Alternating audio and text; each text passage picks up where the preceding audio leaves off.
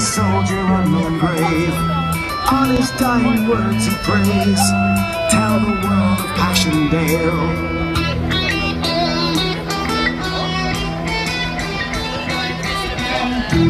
Think it was over there.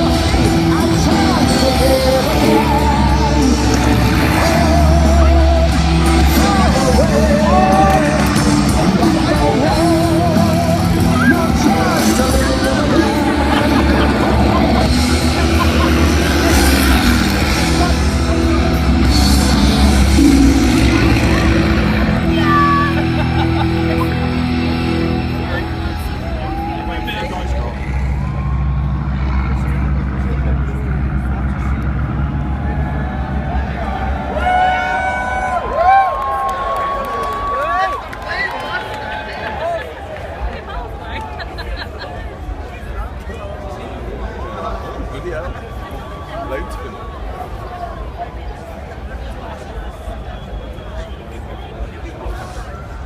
Ladies and gentlemen, if you keep your eyes to the left side of the Apollo stage, courtesy of Bruce Dickinson. The Great War Display Team celebrate 100 years ago when the aeroplane first went to war. In August 1914, as the First World War began, 60 aircraft of the Royal Flying Corps flew from near Dover to France to act as the eyes of the army above what became the Western Front. These aircraft from the Great War Display Team represent those early types from the Great War.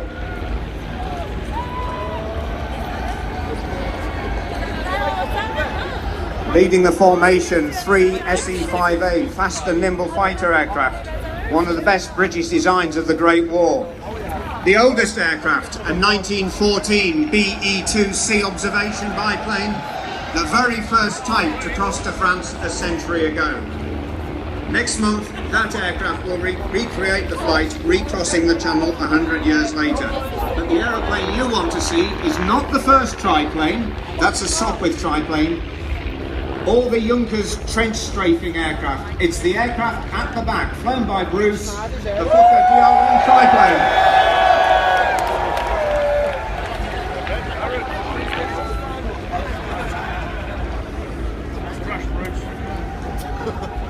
And what you're set to see now is what, if you've been sat in the trenches back in the early years of the Great War, a classic World War I dogfight, as the reconnaissance aircraft, the largest of the aircraft, the second one flying around now in the display, tries to do its reconnaissance work, and the enemy forces try to prevent it getting back with the information.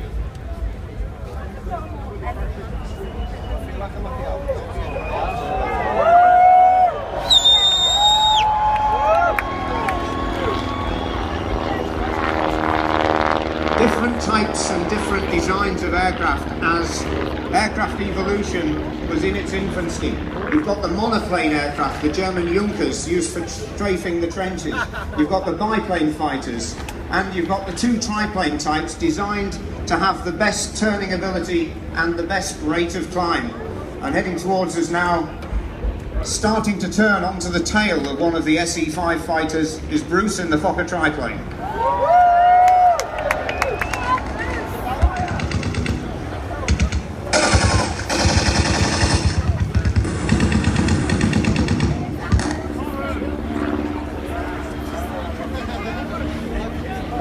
The poor old BE-2 being chased by the Junkers there was designed for observation. It was designed to be stable. It was not, however, manoeuvrable. And the fighter aircraft were invented to create the agility to take part in the classic dogfight.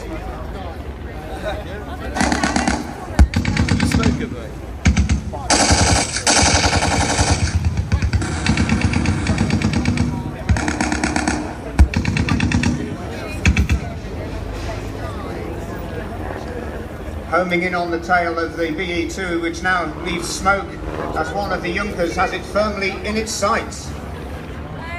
Meanwhile, higher up in the sky, Bruce in the Fokker triplane is trying to get onto the tail of one of the SE5s, and he's having to turn now because another SE5 was threatening to get on his tail.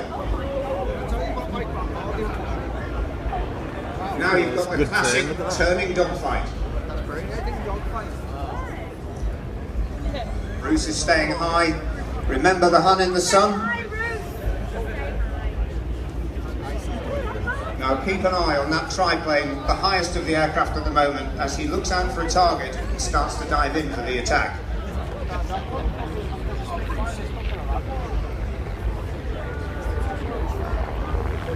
The Fokker triplane, famed of course for the mount of Baron von Richthofen. Now Bruce is diving in. Has he got one of the SE5s in his sights?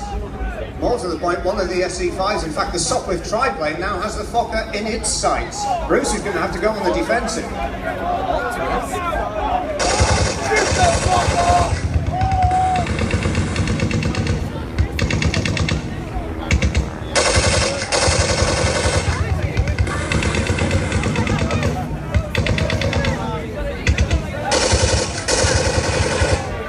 Meanwhile, Bruce has now got the BE2 observation aircraft, the Sopwith triplane and one of the SE5s, all as potential targets. He's closing in on the tail of the Sopwith.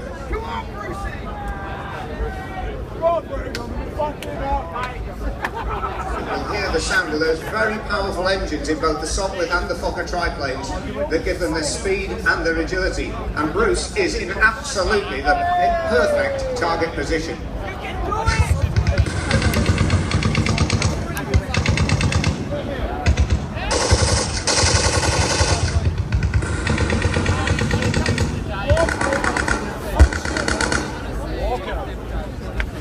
Bit more smoke from one of the Junkers trench strafers. In fact, both the two Junkers aircraft leaving smoke. They're in trouble, both with an SE-5A fighter on their tails.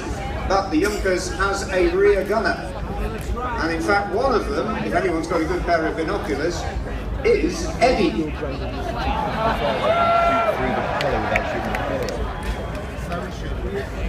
And again, we've got the two triplanes battling in the classic dogfight scenario. Bruce turning hard to try and get on the Sopwith's tail.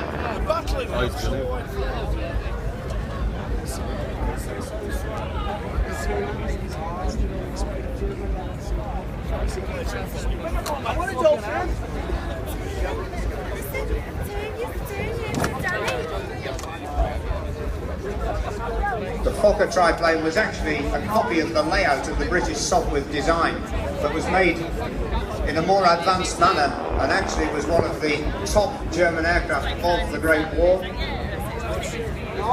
Meanwhile, the SE-5, one of them goes down low, leaving smoke. Bruce again circling on the tail of the Sopwith triplane.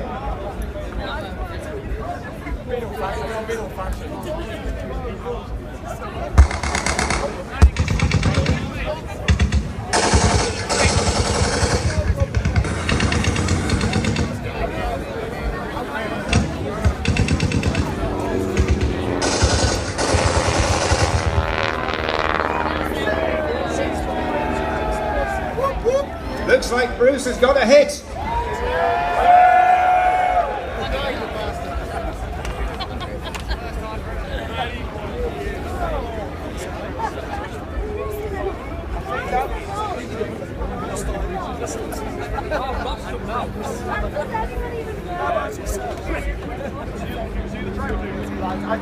So a true sight and sound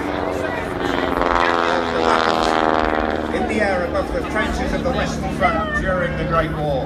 And again, Bruce turning hard, trying to get his gun sights onto the tail of the Sopwith. Now has a Junkers covering his tail, and the SE-5 is trying to manoeuvre to avoid Eddie in the gunner's seat.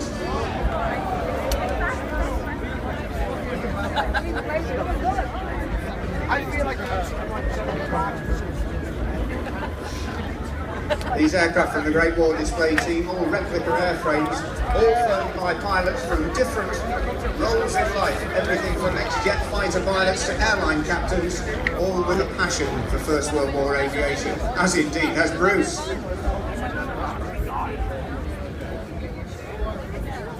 Once again now, the aircraft running in. With Bruce on the tail of the Sopwith, the BE trying to keep pace, but that slower, less agile observation biplane.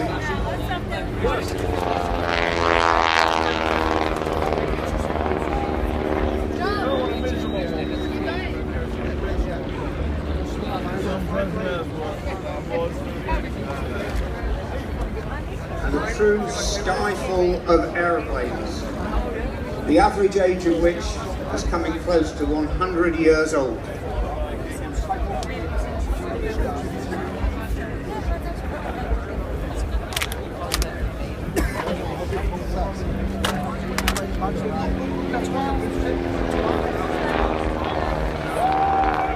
And Bruce again on the tail of the Sopwith and the wing wave as the Great War team are making their final fly past.